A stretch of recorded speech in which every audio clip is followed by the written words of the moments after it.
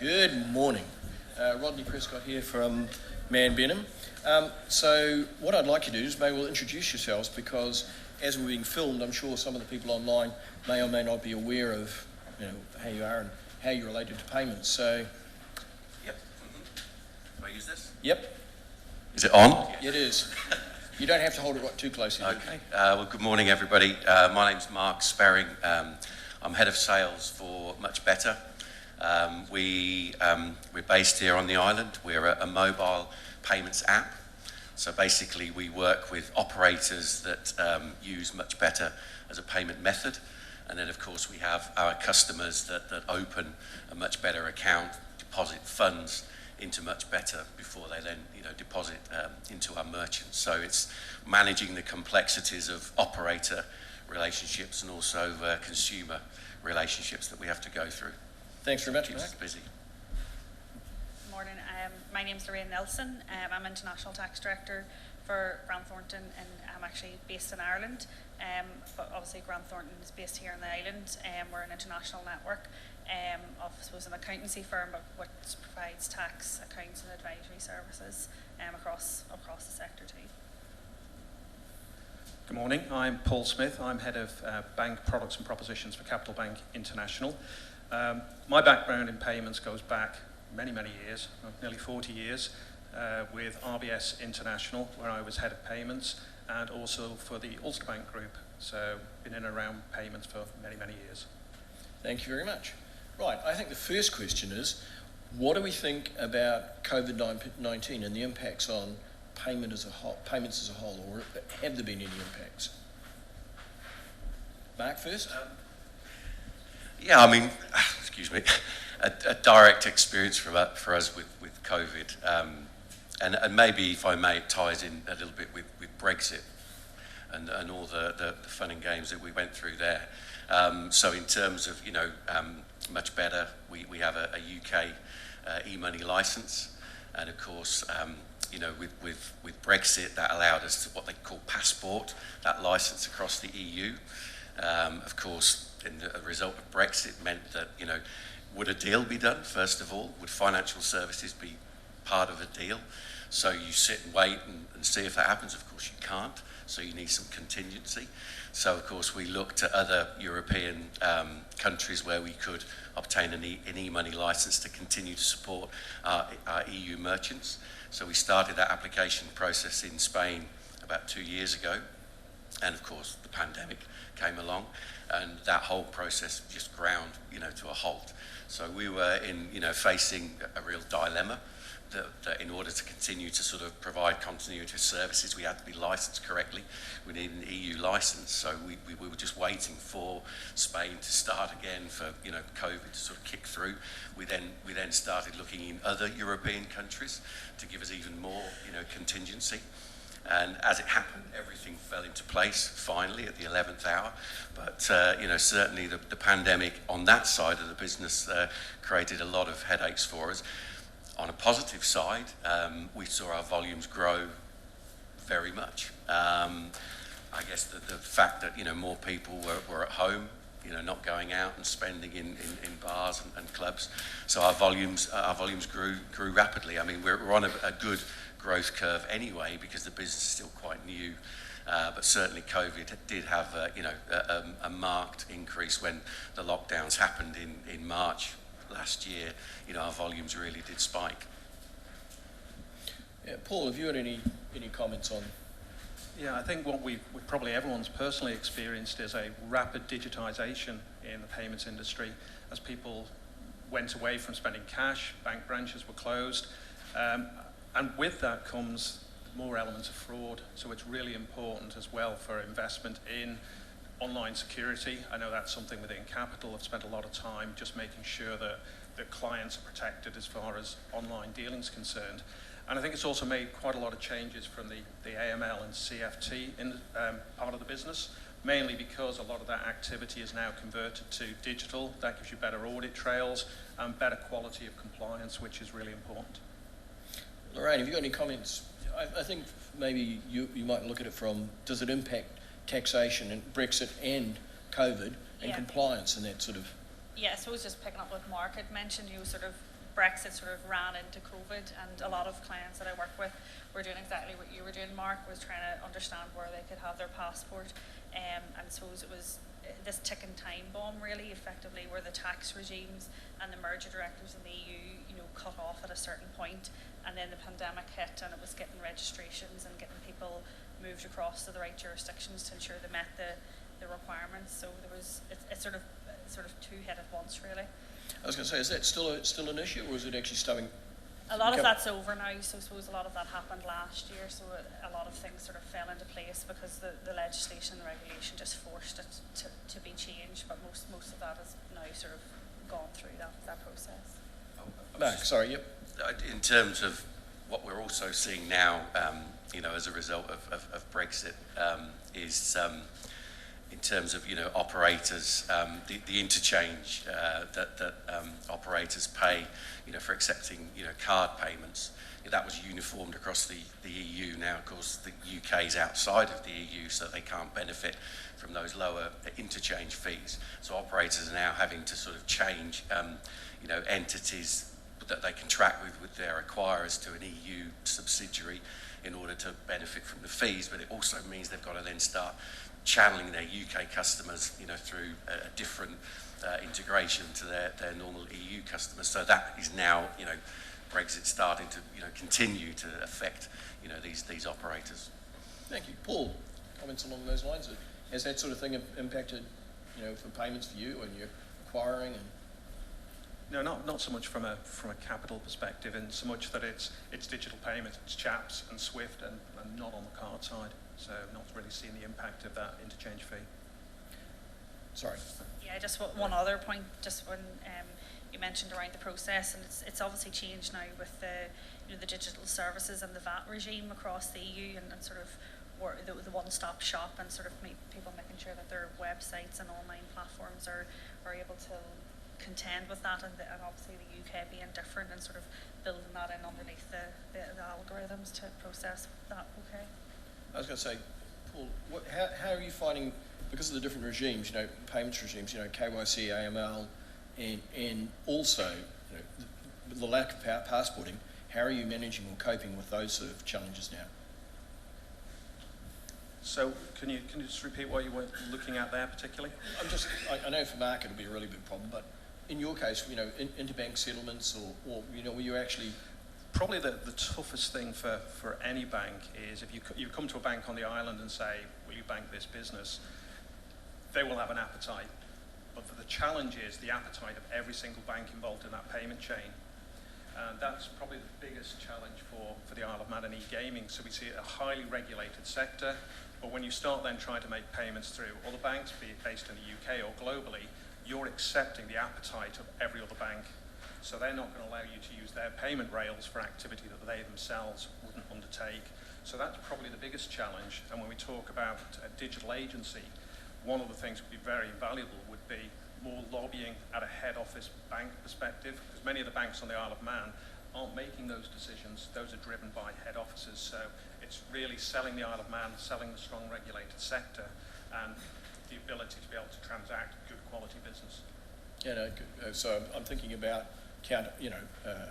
counterparty risk and things like that. So that's what you're really highlighting there. Some of your other banks have got an issue with the potential counterparty because in their regulated jurisdiction they can't allow it. Mark, do you have a... Yeah, just following on from there, for us, so the operators that we work with, they obviously have to be licensed, and depending on the license that they have, then dictates, what countries we can offer, the services, to the operators. But then aligned with that, obviously MuchBetter works with, banks and payment providers across the world that help us get funds into MuchBetter. And they will often dictate to us, where we can work.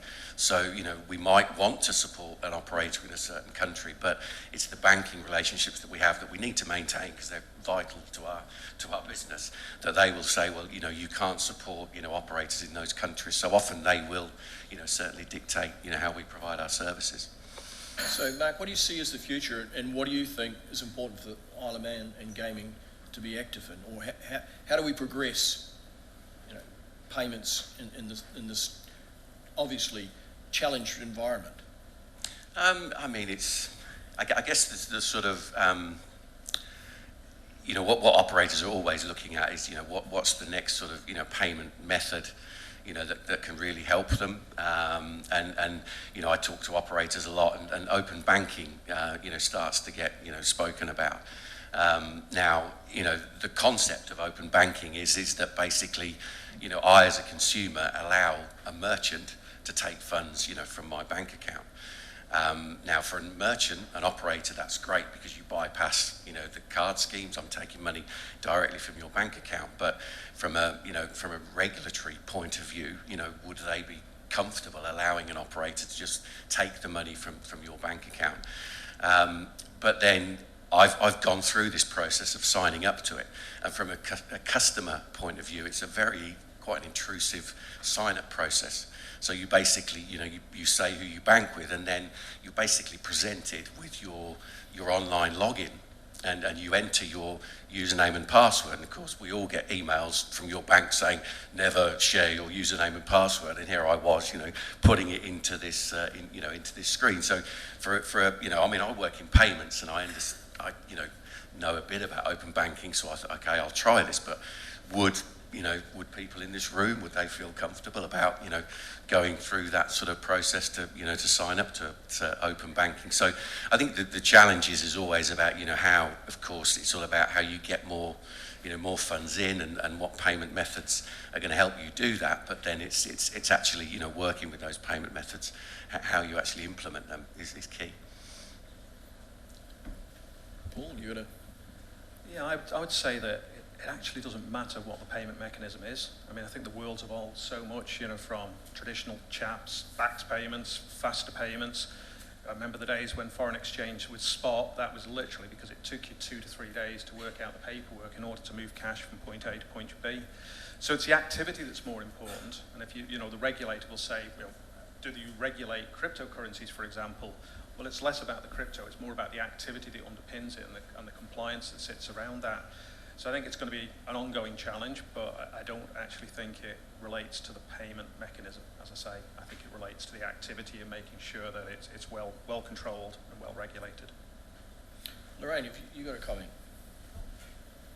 Yeah, and I suppose I'm probably coming from a different perspective from a tax side of things, but probably it's, I think you mentioned about the lobbying and the head office lobbying. Obviously that's going to be a critical part of it, but it's also just like a sharing of knowledge when there's different jurisdictions involved, and sort of just understand and sharing that within the industry. I think that would help a lot as well. Yeah, just a bit challenging because I'm into crypto, or that's my background. Interestingly enough, you're finding some regulated banks are allowing it, but a lot of other banks don't, so it becomes a challenge. And also, it's not like a ledger entry on a database. So actually storing it, transferring it, managing it, and the security around it. There are some nice things about it, and you've got a very good record of who's done what where, but it's how do you do things like know your token has been used for an illegal activity to be seized by the American government in the future, those sort of things. How's everyone, and I presume a lot of people are looking at using crypto or digital assets as a potential payment method. No. Yeah, I mean, again, we work with crypto wallets. So as a business, we don't actually manage cryptocurrencies, hold it ourselves. But what we do is, if you want to top up your MuchBetter account with cryptocurrency, when it then opens the crypto wallet that you have on your phone, and you're basically depositing funds from your crypto wallet into MuchBetter. So that's the way the transaction process works. Now, again, we've got a partner that helps us, with that, and they've got good, security measures so they can see if there's something suspicious about that, that particular customer. And of course, we find some operators have got issues with accepting, cryptocurrencies. So, some have said to us, can you stop, if somebody's deposited with crypto into MuchBetter, can you then block them from depositing into my account? And we can't do that because the deposit into MuchBetter is not, it's not there. that you can then deposit to over 500 merchants. So we can't connect, the sort of the top up into your MuchBetter account onto the deposit that you make to an operator. So some operators have closed us in certain countries because they had a certain issue with it. So, we can certainly say to an operator, look, this person has topped up with crypto, but we can't sort of prohibit them.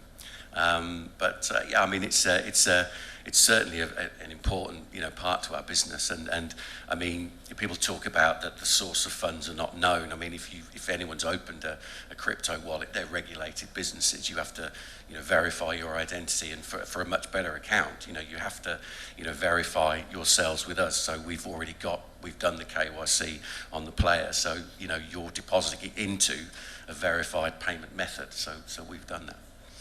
Lorraine, have you got any thoughts on regulatory or, of the taxation impact of if someone's mainly using digital assets such as crypto?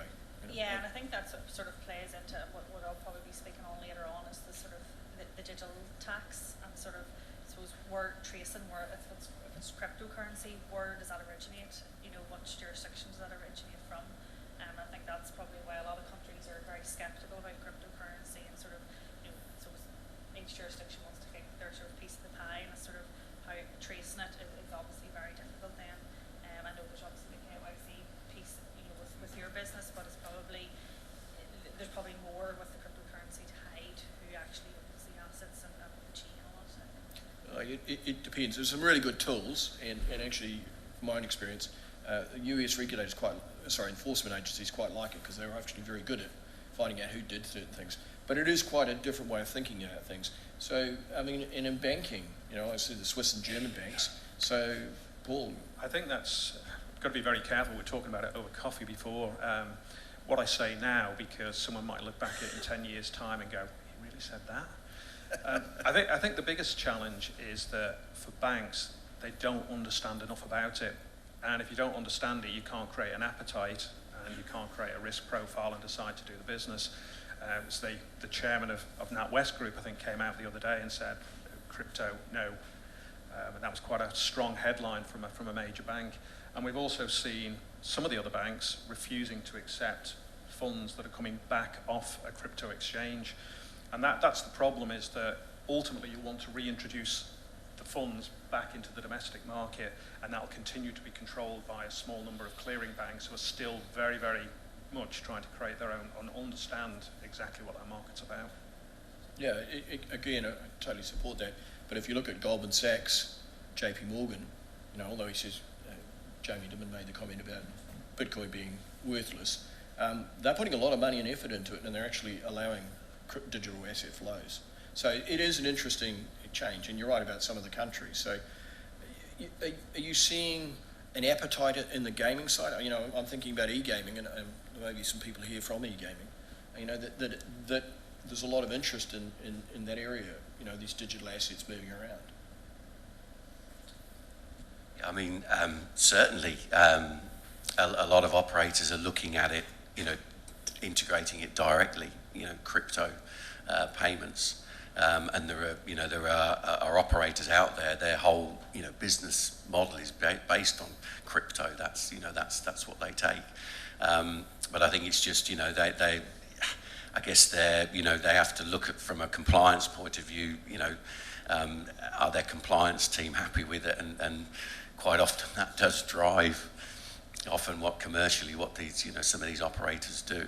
But it's certainly being looked at. But I mean we're talking about banks. I mean PayPal recently introduced crypto as a top-up method. So that's had a big impact when somebody like PayPal introduced it. People obviously take notice. And talking about different payments methods, are we seeing a demand, or is there an increasing number of different payments rails available and payments processes available, or is it still concentrating? I don't think payment mechanisms are fundamentally changing. I think what we're seeing is an increase in the speed of those payments. So we've seen from BACS payments to faster payments, which are instant settlement. We saw SEPA payments, which were low value in Europe. They were then converting to SEPA Instant, which is another faster payment. So I think digitisation is allowing funds to move a lot more rapidly. But are we seeing brand new payment mechanisms coming out? Not at the moment, no.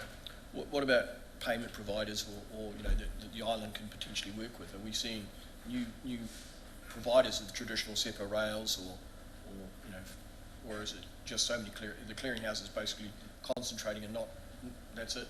Well, one of my colleagues is going to be up to talk shortly about Capital International and how that was created to provide more alternatives in order to provide banking facilities for institutions that primarily may have struggled to get banking previously.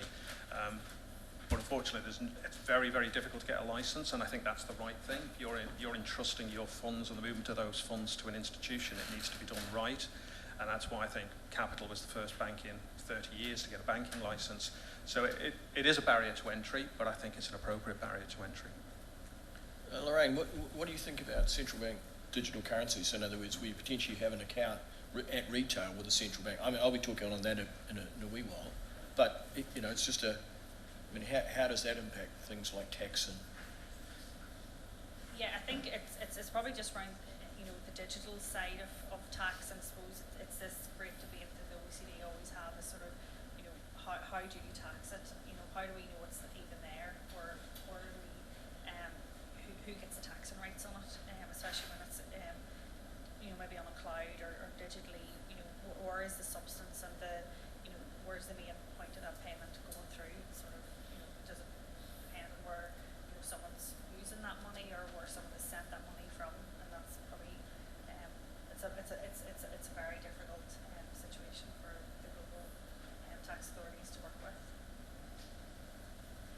Just on the sort of global payment side, you're asking for sort of new rails. I mean, it's probably one of the biggest challenges for us as a global business, is to how can we get, you know, local payment options integrated, you know, into MuchBetter.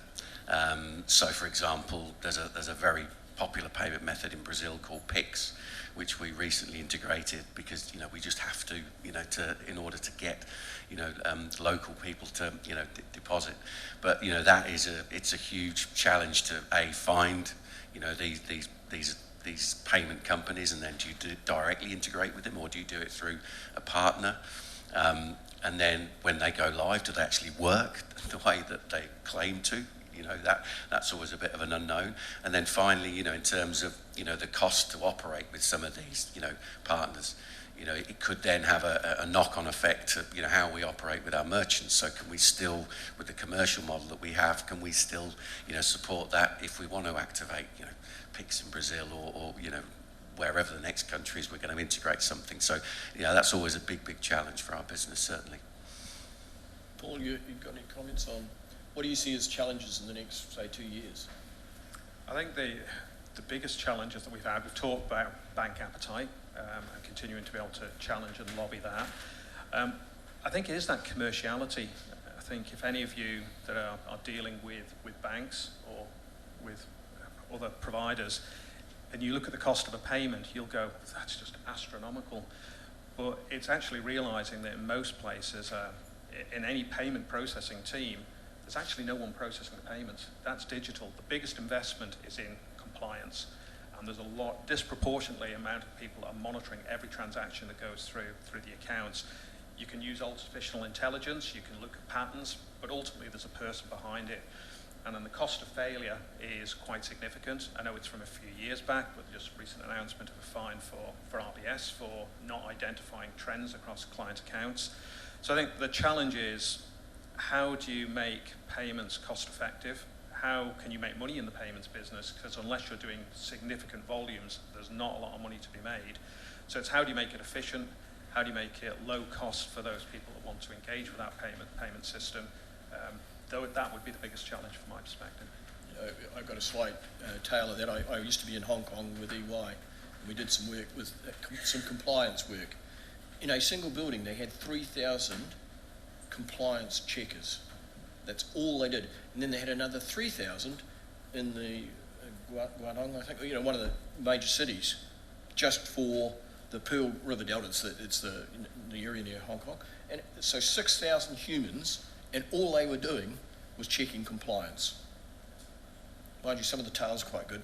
Somebody walked in with a sack truck of renminbi, just stacked up, and tried to deposit it. So claimed it was an insurance payment. So I would just say I agree with Paul exactly there and yourself in terms of the compliance side of it. So the other challenge for us when we introduce these new payment methods is it can sometimes bring a new pattern of fraud into our business, and of course then we have to monitor that and restrict it, and so then compliance get involved heavily there to manage that appropriately. From a taxation point of view, I mean, you know, do some of these compliance and risk factors, you know, because governments don't really care if you've made a mistake, you're still going to take their share of it anyhow, I assume. Yeah, so for, even in my own bit, you know, in our own business, you know, compliance, you know, is a big part, and it's also just getting payments. You know, I work with companies all across the world, and you know, the compliance side of things is getting a lot more difficult. I think COVID has, you know, restricted travel. You know, it's sort of, I know what Nick had mentioned earlier on, sort of more of these online compliance platforms, and there's a hesitancy, I think, from people in different jurisdictions using maybe the ones that we have approved. You know, and people are, you know, there's a nervousness of putting their details and scanning in passports and things like that into the, it depends what jurisdiction you're in, but I have come across that as an issue over the last year, people, you know, having a nervousness of, I suppose, uploading their details to the online platform. It's interesting, and a slight comment because I have a bit to do with open banking.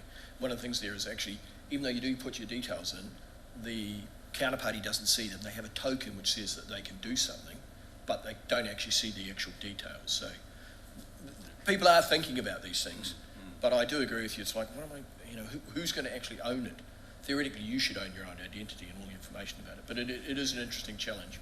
And yeah, sorry. No, I was going to say, I think some operators are using it more as an identity, you know, check rather than a payment, you know, method, because obviously it helps them, you know, to verify the identity, because that's something we're seeing.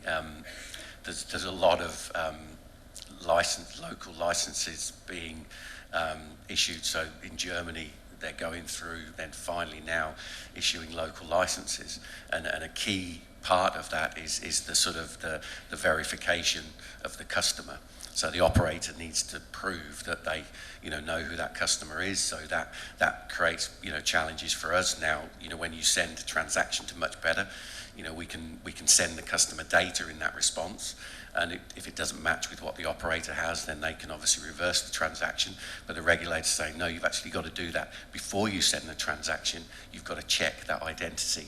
So now we've had to develop the system. So there's a sort of a pre-transaction in effect where they call our system. Does the data match? Yes, it does. Okay, we can proceed with the transaction.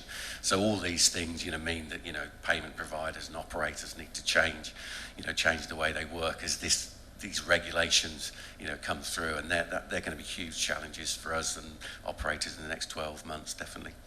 I mean, that's probably one of the most exciting things we talked about it before was just around that portability of your own due diligence and being able to move it between organisations and controlling your own data. I know within Capital spent a lot of time almost trying to hit the holy grail of digital onboarding and making things rapid. But if you actually have the ability to control your data and pass it on to someone, and also with blockchain, the way that you have a ledger that continues an audit trail of transactions, I think that can only be a good thing going forward. Yeah, it's interesting. I used to do some work with Cardano, for those that don't know. But one of the things they were using before is identity in education in Ethiopia. I mean, that sounds really strange. They're getting 10 million students on. And so it's that blockchain identity, which they can pass to other government agencies. So once they've got it, but they control it. And you know, the intent with that is you only get to see the bits you need to see. So I want to go into a nightclub. They don't need to know my address and a whole lot of other things. They just need to know that I'm over 18. Done. You know, so you're right. I think there's a lot of exciting opportunities, but it's how it all comes together, and everybody's interpreting it totally differently. And I think that comment about Germany, the way you know, so do you build a special system just for them, or another interesting example is in Australia, the banks have actually got together. So once you've onboarded with one bank, they are looking at blockchain, but that wasn't the specific goal. The goal was once you've got effectively an identity token, I can go to another bank and they don't have to redo everything. So there is thinking about it, but I think we all know how easy it is to get a large group of financial providers to actually agree on how this is going to work. Any comments? No, I mean, just to follow up what you said about Germany, you say, do we do it just for them? So yeah, we can engineer the system to say, okay, you can only do this check if it's a German player. But other countries are going to follow suit, and literally the Netherlands, they went into local licensing just on the 1st of October.